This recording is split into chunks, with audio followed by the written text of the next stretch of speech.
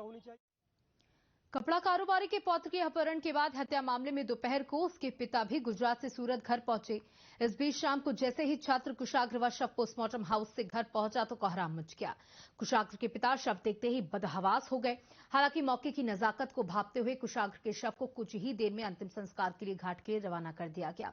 इससे पहले शव के पोस्टमार्टम में देरी होने और समय से शव घर न आने पर परिजनों और मोहल्ले के लोगों का गुस्सा भड़क गया। कपड़ा व्यापारी के घर पर मौजूद भीड़ ने यहां मौजूद पुलिस अधिकारियों से जमकर कहासुनी की और पुलिस की कार्यशैली पर सवाल खड़े किए। गुस्साई भीड़ का कहना था कि सुबह से शाम होने के बावजूद शव को घर पर भेजने में जानबूझकर देरी की जा रही है। डीसीपी सेंट्रल प्रमोद कुमार का कहना है कि लेटर का उद्देश्य अभी तक समझ नहीं आया। उन्होंने बताया कि प्रभात मुख्य अभियुक्त है, उसी ने पूरी प्लानिंग की थी।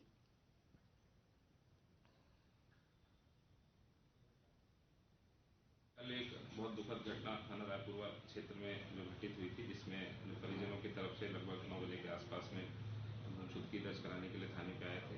तभी उसी वक्त उनको पता चला कि घर पे किसी एक व्यक्ति के द्वारा स्कूटी से एक लेटर दिया गया, जिसमें फिरौती हेतु पैसे मांगे गए और भी कई सारी चीजें उसमें उल्लेखित थी। इसमें जैसे ही हमें घटना का संज्ञान हुआ, सभी अधिकारी तत्काल वहाँ पे पहुंचे। कई टीमें बनाई गई और घटना के अनावरण के लिए अलग अलग टीमों को रवाना किया गया और सारे सीसीटीवी और जो स्कूटी आई थी उसकी डिटेल्स और निकाली गई। तो उसमें पता चला स्कूटी जो थी, जिसका नंबर था UP 78 FD 22204, लेकिन जो व्यक्ति लेके आया था उसको उसने मिस्चीवियसली उसको ई बना दिया था और उसने धोखा देने की कोशिश करी थी। जब हम लोगों ने और क्या उसके डिटेल निकाली सीसीटीवी की, तो ये सीसीटीवी की और स्कूटी की, तो उसके बाद ये जो व्यक्ति इसके बाद पकड़ा गया, ये मेन आदमी है प्रभात शुक्ला, इसके नाम पे रजिस्टर्ड थी ये।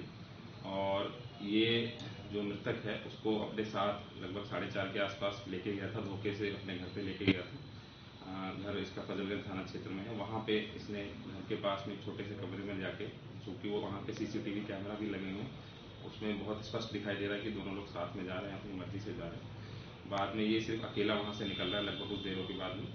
तो वहाँ पे इसने इस घटना को लगभग 1 से 1.5 घंटे के बीच में 4:30 से अगले 6 बजे के बीच में जो कारित की है। और उसके बाद इसने अपने साथी के साथ मिलकर ये जो लेटर ड्राफ्ट किया है उसको घर पे जाके दिया है।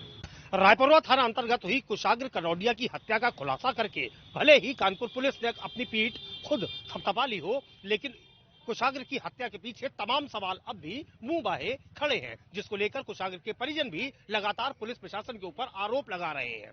पुलिस की ओर से जहां एक तरफ सबसे पहले रुचिता को मुख्य आरोपी बनाया गया था, एकाएक उसको बदल के पुलिस की ओर से प्रभात शुक्ला को मुख्य आरोपी बना दिया गया। पुलिस के पास इस बात का भी जवाब नहीं है कि आखिर वो फिरौती का लेटर देने के पीछे रुचिता या हत्या आरोपी प्रभात शुक्ला की मंशा आखिर क्या थी। पुलिस के पास एक के बाद एक कई चीजों का जवाब नहीं है। परिजन मुंह खोल के पुलिस से पूछ रहे हैं कि लगातार पोस्टमार्टम में सुबह से लेकर आखिर शाम क्यों हो गई। मृतक के पिता सूरत से कानपुर शहर तक आ जाते हैं, लेकिन पुलिस मृतक का पोस्टमार्टम भी नहीं करवा पाती है। देखने वाली बात यह होगी कि फिलहाल मृतक का मोबाइल पुलिस को मिल जाने के बाद आखिर कौन से अब नए सबूत पुलिस के पास आते हैं और हत्या का खुलासा साफ तौर पर हो सकता है।